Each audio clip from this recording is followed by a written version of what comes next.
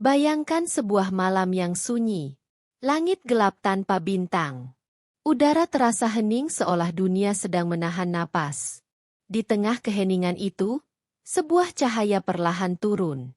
Bukan cahaya yang menyilaukan, melainkan sinar lembut yang menenangkan. Namun sekaligus membuat siapapun yang melihatnya gemetar. Dari cahaya itu, terdengar suara. Bukan suara manusia, bukan pula gema alam, melainkan sesuatu yang terasa lebih tua dari waktu itu sendiri. Sejak ribuan tahun lalu, manusia percaya bahwa Tuhan tidak sepenuhnya diam. Bahwa di antara langit dan bumi, ada jembatan tak kasat mata yang menghubungkan keduanya. Dan di jembatan itulah, satu nama terus muncul berulang kali dalam kitab-kitab suci, doa-doa, dan kisah para nabi. Nama itu adalah Gabriel. Atau dalam bahasa Arab, Jibril. Siapakah sebenarnya Gabriel? Apakah ia sekadar utusan Tuhan yang menyampaikan pesan? Atau justru kekuatan kosmik yang menggetarkan langit dan mengubah arah sejarah manusia? Tanpa diragukan, Gabriel adalah salah satu figur malaikat paling universal dalam sejarah spiritual manusia. Ia muncul dalam Yahudi, Kristen, dan Islam, tiga agama besar yang lahir dari satu akar Abrahamik. Ensiklopedia Britannica mencatat bahwa Gabriel dikenal sebagai malaikat agung yang bertugas menyampaikan kehendak Tuhan kepada manusia. Namun tugas ini bukan sekadar menyampaikan kabar biasa. Gabriel hadir dalam momen-momen penentu sejarah. Nubuat akhir zaman, kelahiran para nabi, hingga turunnya wahyu yang membentuk peradaban.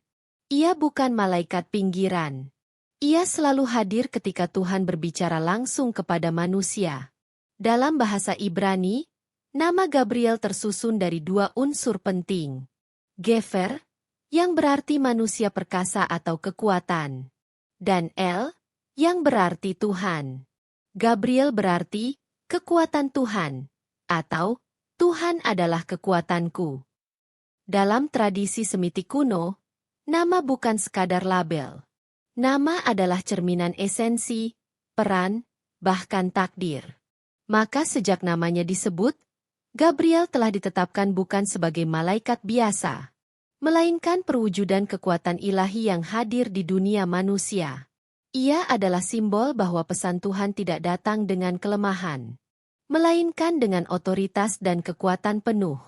Kemunculan Gabriel pertama kali tercatat jelas dalam kitab Daniel dalam Alkitab Ibrani. Di sana, Nabi Daniel mengalami penglihatan-penglihatan yang begitu dahsyat hingga membuatnya gemetar dan jatuh tersungkur. Dalam penglihatan itu, muncul sosok bercahaya seperti manusia. Wajahnya berkilat seperti kilat. Matanya menyala seperti obor. Sosok itu menyentuh Daniel dan berkata dengan lembut namun tegas, "Jangan takut. Dialah Gabriel." Tugas Gabriel saat itu bukan membawa kabar sukacita, melainkan menyingkap tabir nubuat Tuhan tentang masa depan dan akhir zaman. Ia adalah malaikat penafsir, penerjemah kehendak ilahi agar dapat dipahami manusia. Namun peran Gabriel dalam tradisi Yahudi tidak berhenti di sana. Di luar teks kanonik, kitab Henokh, teks apokrifa Yahudi kuno, menggambarkan Gabriel dengan peran yang jauh lebih keras. Ia disebut sebagai salah satu dari 7 malaikat agung yang menjaga tatanan kosmik. Dalam Henokh, Gabriel ditugaskan untuk menghancurkan Azazel, menindak para malaikat yang memberontak, mengawasi keadilan ilahi di bumi. Gabriel digambarkan sebagai malaikat yang melaksanakan hukuman Tuhan, bukan sekadar menyampaikannya. Ia menjaga keseimbangan kosmos, memastikan bahwa kejahatan tidak melampaui batasnya. Di sini, Gabriel bukan sosok lembut. Ia adalah keadilan Tuhan yang berjalan. Dalam literatur Talmud dan Midrash, Gabriel sering muncul berdampingan dengan malaikat Mikhael. Jika Mikhael melambangkan belas kasih dan kemuliaan, maka Gabriel melambangkan ketegasan dan keadilan. Gabriel sering diasosiasikan dengan api. Api yang menghukum, tetapi juga memurnikan. Ia disebut sebagai malaikat yang menghancurkan Sodom, mengalahkan pasukan jahat. namun juga menyelamatkan Abraham dari api pembakaran. Dalam Kabala Yahudi, Gabriel dikaitkan dengan Gefurah, emanasi ketegasan Tuhan. Ia berdiri di sisi kiri tahta ilahi, menjaga keseimbangan antara rahmat dan hukuman. Dalam kekristenan, wajah Gabriel berubah. Api keadilan berganti cahaya kelembutan. Dalam Injil Lukas, Gabriel muncul dalam dua peristiwa paling sakral. Kabar kelahiran Yohanes Pembaptis. Kabar kelahiran Yesus Kristus. Kepada Maria, Gabriel berkata, "Salam, hai Maria, engkau dikaruniai Tuhan."